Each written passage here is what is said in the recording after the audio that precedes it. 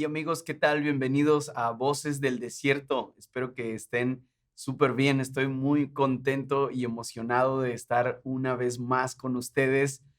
También estoy contento por demasiadas razones y es que este nuevo lanzamiento, bueno, digámosle relanzamiento del podcast ha sido todo un éxito. Estoy muy feliz de la recepción que ustedes le han dado a través de pues de todas las plataformas y también gracias por compartirlo en todas las redes sociales posibles.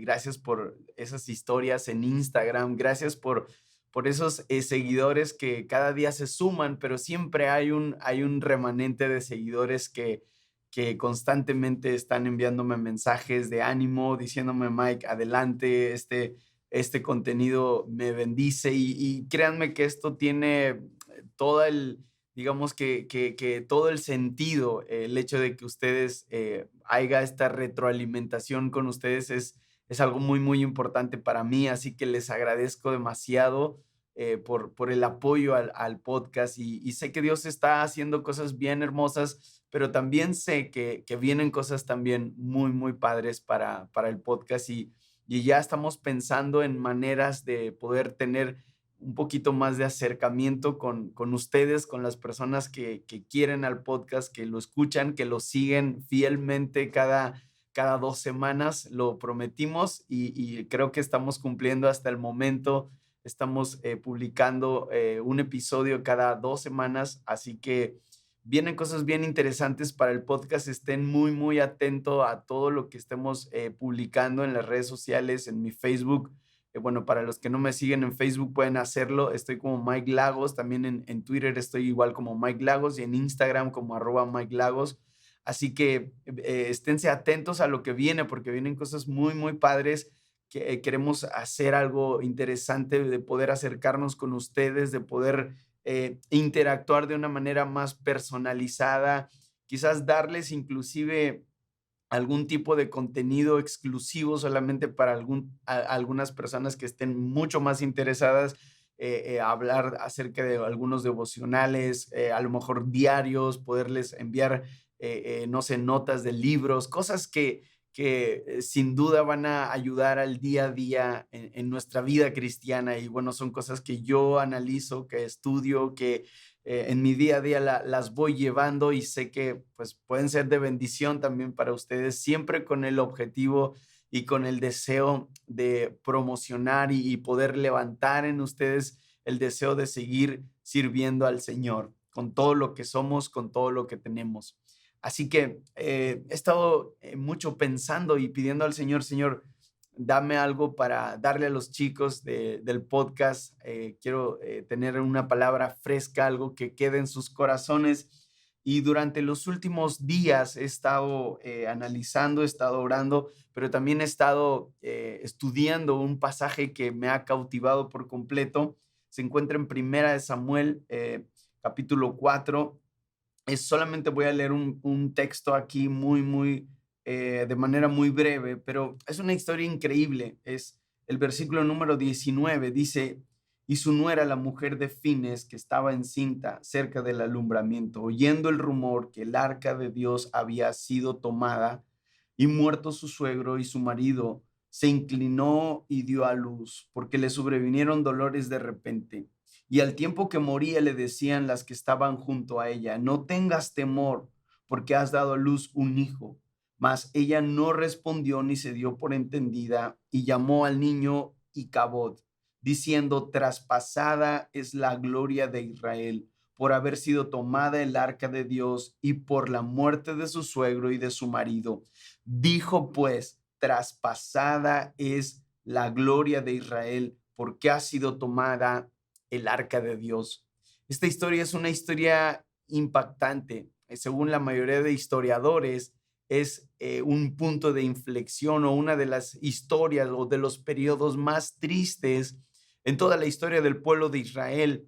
Y es que nosotros entendemos este periodo como un periodo de obscuridad en cuanto a la búsqueda del Señor. El pueblo de Israel había caído en una especie de espiral de pecado, de rebeldía en contra de Dios, de idolatría.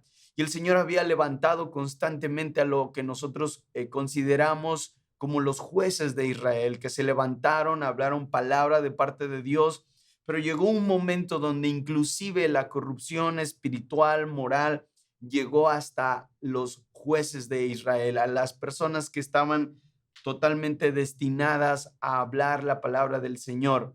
Y no fue esta la excepción, dice la historia, que en este momento Israel se encontraba sumergido en una catástrofe moral, espiritual, pero también en una espiral de muerte en cuestiones a lo militar. Esta historia comienza de una manera muy dramática. El pueblo de Israel enfrentándose en contra de sus enemigos número uno, los filisteos. Así que el pueblo de Israel sale a batallar en los primeros versículos del capítulo 4 en contra de los filisteos. Y en esta primera batalla dice la historia que mueren al menos entre 3,000 y 4,000 soldados. Así que viendo esta catástrofe, viendo esta mortandad, los israelitas regresan a Silo, que es donde habitaba el arca de Jehová junto a Elí y a sus hijos, y donde estaba depositada en ese lugar, en ese recinto de adoración. Entonces el pueblo de Israel regresa anhelando que Elí permitiese trasladar el arca del pacto al campo de batalla.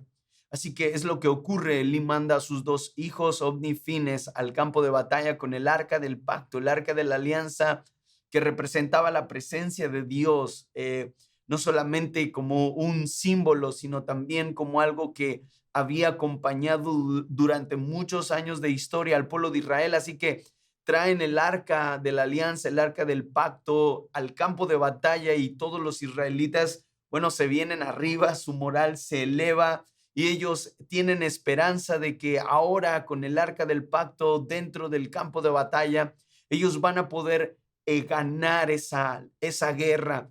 Y bueno, en cuestión a los filisteos, cuando ellos ven que el arca llega al campo de batalla, ellos empiezan a temer, hay un rumor, algo, las historias cuentan acerca de lo que ocurría cuando el arca del pacto estaba en el campo de guerra. Y entonces los filisteos empiezan a recordar cómo Dios había librado al pueblo de Israel desde sus antepasados, sacándolos de Egipto, librándolos en el desierto, trayendo plagas, abriendo el Mar Rojo, abriendo el río Jordán. Había historias impactantes que los filisteos conocían. Así que algunos de ellos empezaron a decir: estamos acabados, estamos muertos, no podemos hacer nada.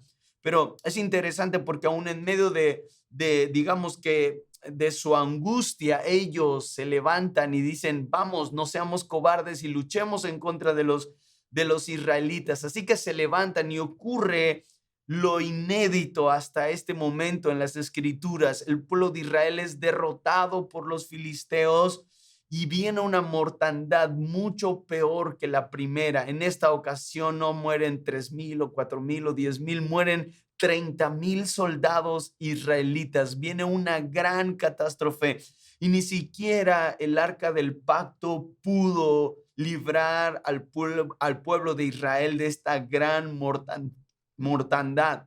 Así que algo ocurre aquí en este momento, y es que ellos vienen a aprisionar no solamente al pueblo de Israel, sino que capturan el arca, y el arca es secuestrada, es robada. Es interesante que uno de los que estaban por allí, uno de los soldados israelitas, la palabra dice que era de la tribu de Benjamín, sale y puede huir hacia Silo a dar noticias de lo que estaba pasando en el campo de batalla. Así que este soldado llega a la ciudad, empieza a gritar la mortandad que había ocurrido: 30,000 hombres muertos, el arca del pacto robada, y también los hijos del sacerdote Elí muertos en el campo de batalla. Así que este joven empieza a gritar por toda la ciudad lo que estaba ocurriendo, y entonces empieza un gran lloro nacional, un luto nacional viene a este tiempo, a esta ciudad.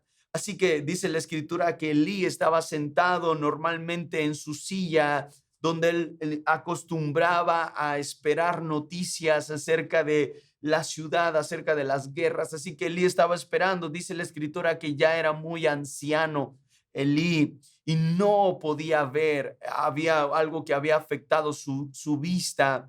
Así que dice la historia que Elí escucha lo que este joven estaba diciendo a lo lejos y le llama y le dice: hijo, dime qué es lo que ha ocurrido. Y entonces este joven que había escapado de la guerra para traer noticias le dice a Elí: Señor mío, Israel ha caído, hemos sucumbido, y le da tres terribles noticias. La primera noticia tiene que ver con la mortandad y le dice: murieron 30,000 hombres, 30,000 hombres habían muerto en un solo día de batalla. Y además de que murieron 30,000 hombres, dentro de aquellos que murieron están tus dos hijos, Ovni y Fines. Ahora imagínense, Elí, un hombre anciano, un hombre cansado, un hombre enfermo, también podemos decirlo. Imagínenlo recibir estos impactos, pero bueno, el primer impacto, 30,000 muertos, él lo resiste. El segundo impacto, tus hijos muertos, él lo resiste. Pero la tercera gran y terrible noticia que termina con la vida de Elí, el sacerdote, es que el arca del pacto había sido robada. Y entonces este joven le dice: y no solamente murieron 30,000 y tus hijos murieron en el campo de batalla, sino que el arca del pacto, el arca de Jehová, ha sido robada. Y entonces cuando Elí recibe esta tercera terrible noticia, dice la historia que cae hacia atrás y se desnuca y muere. Es una gran tragedia en Israel. Y bueno, ahí por los alrededores quizás podemos pensar que en el mismo lugar, dice la historia, que estaba una de las nueras de Elí, que estaba embarazada, y al escuchar lo que este joven estaba diciéndole y al ver que su suegro cae atrás y muere, esta mujer le vienen los dolores prematuramente de parto y empieza a dar a luz. Ahora, hay algo interesante aquí, que las mujeres que estaban alrededor de ella auxiliándola le dicen: tranquila, no temas, porque has dado a luz a un hombre, a un varón. Y esto tiene grandes significados, porque tomando en cuenta lo que recientemente acababa de ocurrir en Israel, 30,000 hombres muertos, Omni y Fines muertos, que de alguna manera iban a seguir el legado de el sacerdote Elí, y Elí muertos. Entonces, el hecho de que esta mujer haya dado a luz a un hijo era como una luz de esperanza, entre comillas. Esto significaba que el legado iba a continuar, que iba a seguir. Pero esta chica estaba tan afligida por lo que había ocurrido que prácticamente ella no puede hacer otra cosa más que expresar su dolor, y cuando ella ve al pequeño, ella no siente gozo. Lo que ella siente es una gran frustración y angustia. Y cuando ve a este pequeño, esta chica le nombra Icabod. Y esta palabra es interesante porque la palabra Icabod proviene de una palabra hebrea que significa sin gloria o despojado de gloria. Y entonces ella le nombra Icabod y dice: traspasada la gloria de Israel por haber sido tomada el arca de Dios y por la muerte de su suegro y la muerte de su marido. Es decir, ahora Israel se ha quedado sin esplendor, nos hemos quedado sin descendencia, nos hemos quedado sin hombres que proclamen la palabra. Y no solamente eso, nos hemos quedado sin gloria. Y nombra una vez a su hijo Icabod, diciendo: traspasada es la gloria de Israel. Así comienza esta terrible historia, así comienza esta trágica historia en Israel. Y viendo lo que ocurre en este instante, hay una pregunta que es necesaria que nos hagamos llegados a este punto, y es: ¿cómo es que Israel llegó a este nivel de decadencia? ¿Cómo es que Israel permitió que toda esta situación ocurriese? Estoy convencido de que nada pasa de la noche a la mañana, y tiene que haber una serie de situaciones y de características que llevaran a Israel a un declive espiritual. Ellos cometieron un terrible error y ellos creyeron que el arca del pacto les iba a librar de esa gran catástrofe en contra de los filisteos, pero ellos habían visto su decadencia espiritual y moral y en vez de tomar la determinación de volver sus caminos al Señor, como ya lo había predicado Samuel en varias ocasiones. De hecho, el versículo número 1 del capítulo 4 dice que Samuel hablaba a todo Israel por aquel tiempo. Así que Israel ya había oído palabra de parte de Samuel, pero ellos no la escucharon.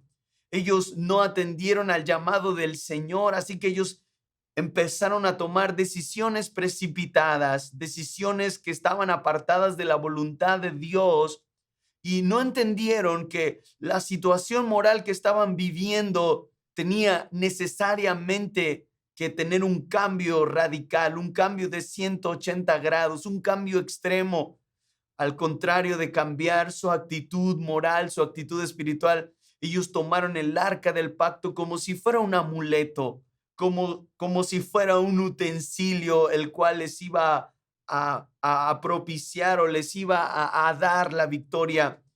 Y esto nos deja una gran lección y de aquí vamos a desprender muchas cosas a lo largo de los próximos 3 episodios. Quiero hablarte de esta gran catástrofe y de cuáles son las causas que propiciaron la caída de Israel.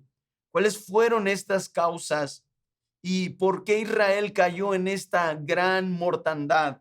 Ellos creyeron que en el arca estaba la presencia de Dios y de alguna manera así era, pero la presencia de Dios en el arca era un simbolismo. Dios había determinado que su presencia iba a habitar en el arca y lo hizo en mucho tiempo y así el Señor lo instituyó y lo reveló al pueblo de Israel. Pero más allá de un artefacto que contenía la presencia de Dios de manera real, lo que el Señor anhelaba es que su presencia habitara en cada uno de los israelitas. ¿De qué manera? En la forma de la obediencia, en la forma de la humillación, en la forma de la devoción. El Señor anhelaba más que cualquier pensamiento, podemos llamarlo de idolatría.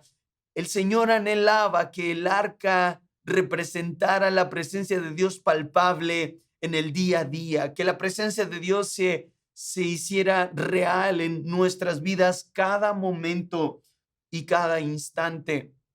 Así que ellos tomaron el arca como si fuera un amuleto. Ellos creyeron que sin cambiar, sin tener una vida espiritual, sin volver sus caminos al Señor, ellos creyeron que el simple hecho de tener el arca les iba a traer la victoria. Miren, es algo increíble porque muchas personas han hecho del cristianismo como un ritual, como un amuleto, y creen que hacer ciertas cosas por o para Dios, pues van a beneficiarles en sus vidas personales o simplemente van a llenar cuotas de requisitos que podamos nosotros presentar delante del Señor. Pero está comprobado, no solamente en esta historia, sino en muchas de las historias, tanto del Antiguo como del Nuevo Testamento, que lo que Dios más anhela de nosotros es que nosotros vivamos el cristianismo cada día, 24 horas al día, 365 días al año. Yo no me puedo quitar simplemente, digámoslo así, de esta manera, la armadura del cristiano cuando estoy con ciertas personas y cuando estoy con otras me la pongo, y cuando estoy pasando ciertas circunstancias soy cristiano, y cuando no he dejado mi fe en el Señor. Esta historia es trágica y nos habla de tantas cosas. Y como lo dije antes, a través de estos próximos 3 episodios vamos a analizar, pero quiero por lo menos entrar en los aspectos principales de esta historia. Y me encantaría que ustedes ahí donde están, si pueden, si tienen a la mano su Biblia, bueno, si vas manejando, si estás haciendo cualquier otra cosa, no te preocupes, luego puedes consultar tu Biblia. Pero voy a tomar algunos versículos de los primeros 3 capítulos. A lo largo de estos próximos 3 episodios vamos a ver algunos aspectos de los primeros 3 capítulos del primer libro de Samuel. Y antes de poder entrar de lleno a analizar esta historia a profundidad, podemos hablar de algunas características que empezaron a ocurrir en Israel que dieron como resultado esta catástrofe, esta debacle espiritual, esta degradación moral. Hay al menos 3 aspectos principales que yo puedo observar que llevaron a esta gran crisis en todo Israel. Lo primero que me llama mucho la atención es un pueblo que no tenía dirección.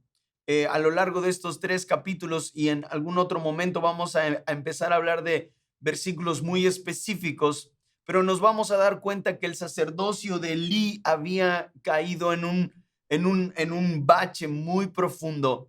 Elí se había quedado sin frescura espiritual.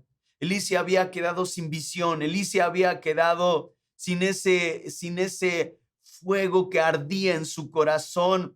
Muy atrás había quedado en Elí el deseo de fomentar en Israel un avivamiento, un despertar espiritual, una vuelta al conocimiento del Señor.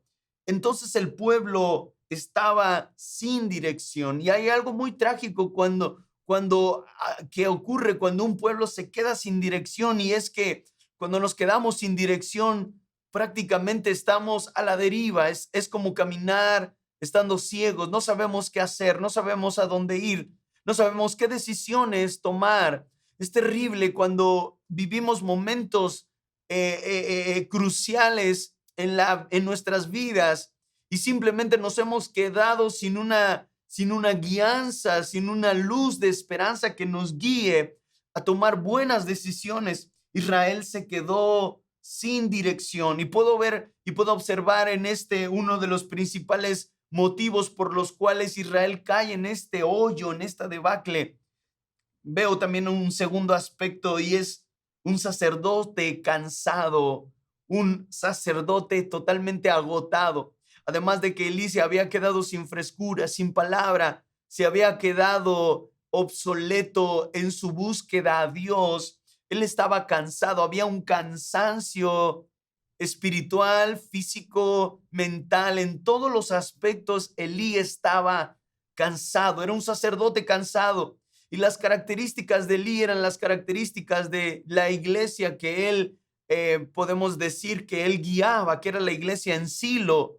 Esta iglesia era un remanente, este lugar era un santuario de adoración, de alabanza, donde constantemente la gente venía y traía ofrendas al Señor, y Elí era el hombre destinado por Dios para guiar al pueblo de Israel en el aspecto moral, en el aspecto espiritual. Pero Elí se había quedado sin frescura, se había quedado sin palabra, se había quedado sin revelación de parte de Dios. Pero también Elí estaba cansado, totalmente agotado. Y miren, yo estoy viendo mucho esto, es una característica, por eso el Señor me hablaba y me inquietaba para poder traer esta nueva serie hablando de la catástrofe en Israel. Y el Señor me hablaba de una manera muy, muy, muy personal y muy puntual. Y es que a lo largo de este tiempo he visto a muchos jóvenes con estas características, con insomnio espiritual, con una falta de frescura en su interior, con una falta de anhelo por buscar a Dios. Estas son características de esta generación. Es una generación sin dirección. No hay dirección porque no hay palabra. Y no hay palabra porque no hay pasión. No hay pasión porque no hay conocimiento. Y no hay conocimiento porque se ha abandonado el anhelo por las escrituras. Me encanta lo que habla el Salmo número 1 cuando dice: bienaventurado el varón que no anduvo en consejo de malos, ni en camino de pecadores, ni en silla de escarnecedores se ha sentado. Aquí el Salmo 1 habla de 3 categorías de pecados o de pecadores. Número 1, el pecador que tiene la opción de pecar, pero siempre decide el pecado. Tiene la opción de pecar o no pecar, pero siempre es seducido por el pecado. La segunda categoría de pecadores de que nos habla el Salmo 1 es el pecador que ama el pecador que se deleita en el pecado, el pecador que está maquinando cómo pecar mejor, que ha hecho del pecado un deporte. Y el tercer tipo de pecador en el Salmo 1 es el pecador más bajo, más terrible, que ha caído en la desesperación. Y en el Salmo 1 se le denomina como el burlador, como el bufón, como el que se burla de todo. Ha perdido el sentido de la vida, ha perdido el sentido de la justicia.